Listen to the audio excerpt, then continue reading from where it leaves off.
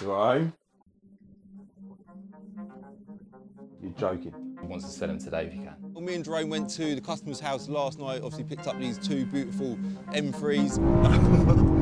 This car, bloody lively, man!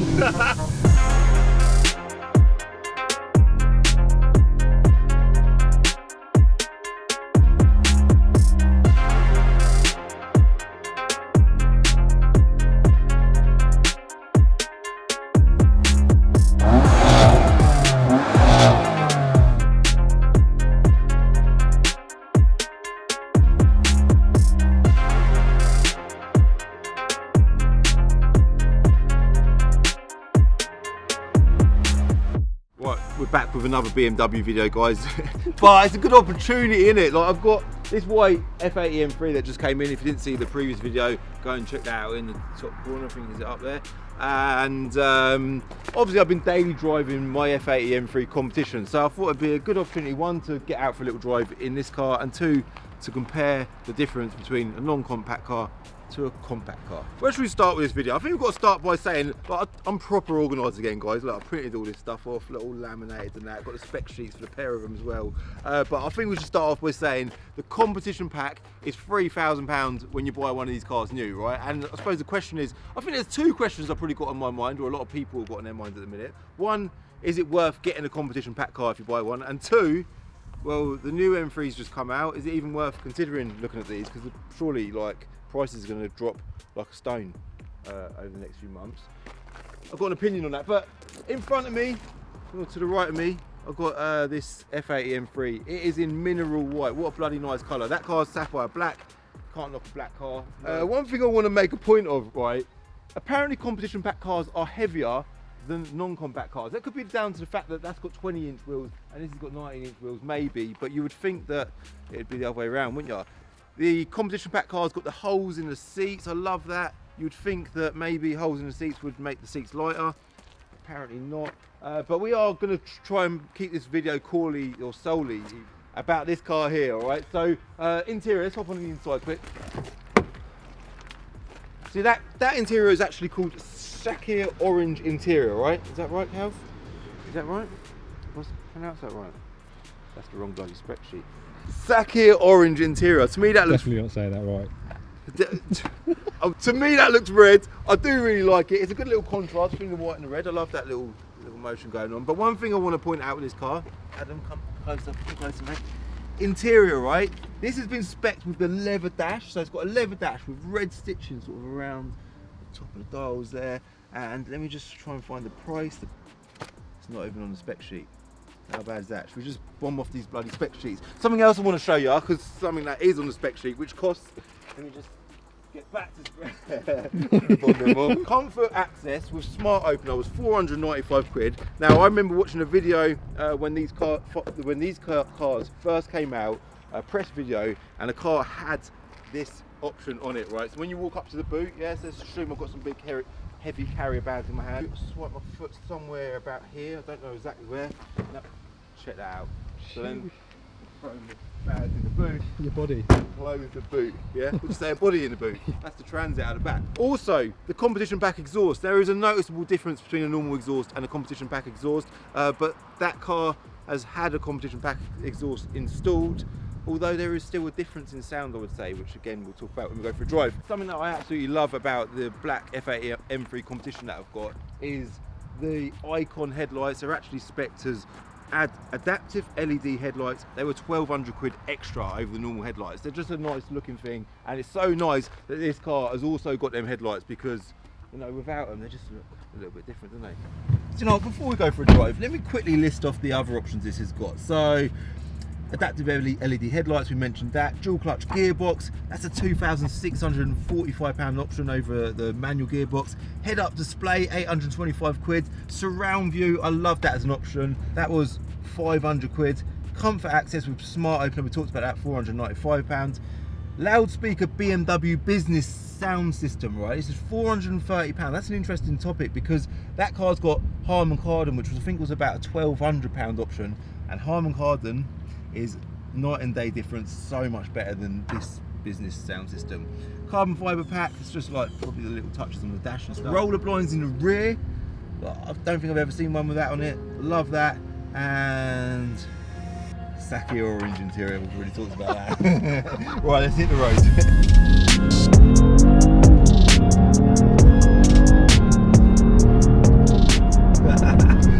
See, it's so strange, you don't feel, I suppose it is only 20 horsepower. Torque figures, by the way, are the same. I don't know if I mentioned that, 406 pounds-feet of torque for each car. But yeah, 20 or 25 brake horsepower difference. I would say if I was to describe the map, that's all it is they do feel like they're mapped differently. This feels a bit more spiky, a bit more laggy, and when the turbo comes in, it's a little bit more sharp. But it don't feel slower at all. And then I mentioned the sound earlier, right? The sound, for some reason, this sounds deeper, it sounds louder. Now I did say that it's got the competition exhaust on it, so from the exhaust it's going to sound very similar, but when you're inside the car they do sound, or this does sound a lot deeper, or subtly deeper. So subtle that I don't think you would notice it for a video. So the interior of this car is absolutely beautiful. Like this leather dash spec option, I didn't even know it existed. And now when I sit here in this interior, looking at that dash, the way that it's got like the red single line split through the top of the glove box there, I love all of that. Head-up display in front of me as well, big feature that is. And I suppose the question is, would you buy a competition pack car? It goes without saying, the competition pack cars definitely look more attractive. When I first saw a competition pack car, I think I said this in a previous video, I didn't particularly like the wheels on it, but they've massively grown on me, and I don't always prefer bigger wheels over, or to sacrifice ride quality, I suppose it's a fair thing to say, but I do really like the wheels in that car. And something that I've not even considered since driving this, which I thought would be noticeably different, is the fact that this is sitting on 19-inch wheels. I thought it would ride a lot better. Maybe there's a subtle difference, but yeah, not much at all. One thing I would say about this particular car is it's so fresh that I almost don't want to drive it. You know when you get a fresh pair of white trainers and you don't even want to bloody wear them because you're just scared they're going to touch something, and it's just sod's law that you'll catch a bloody tyre of a car or something with your fresh white new trainers. What's this bus doing up here? It's a road closed. What is going on today, guys? But yeah, this car is like too fresh. Very fiery, like 425 brake horsepower. That is a lot of power. I know you're probably thinking, yeah, but it's a slower car out of the two. Don't be thinking that. If you're considering buying a non-competition pack car, they are still an amazing car, right? See, look how fiery that is. You can see the spike in the bloody dynograph from the way I'm driving this car. It's mental. Maybe that is down to the fact that it's got smaller wheels. That could be a factor as well. But great fun this car is, right? Something else that I wanted to talk about. What was the other thing? The new M3 has been announced, right? Is that going to kill the value of these cars? That's a big talking point at the minute. I'd love to get my hands on one of them cars, by the way. It will happen. But one thing that a car manufacturer has to consider is the used market. If they drop the bombshell that they released a new model without telling anyone, yeah, imagine how annoyed everyone would be. The used car prices would just plummet overnight, and it would affect the values of the new cars. You'll notice that new car manufacturers, what they do year on year is they put the new prices up, and that keeps the used market stable. They drip feed models into the market as well. So they mentioned the announcement of the new M3 a long time ago. Let's go left in here. But prior to even mentioning it, they released a new 3 Series. So they drip fed models for that into the market as well. And they released a 320, then a 330, and then later on they released a 340i. What's that car? Getting annoyed with me. And then again later on in time they announced the M3. So no, I don't think that will affect the prices too much whatsoever. The price drop happens gradually over time, and that gradual decline would have begun a long time ago, and it's going to continue for the duration of the lifetime of this car. This car was 66 grand new.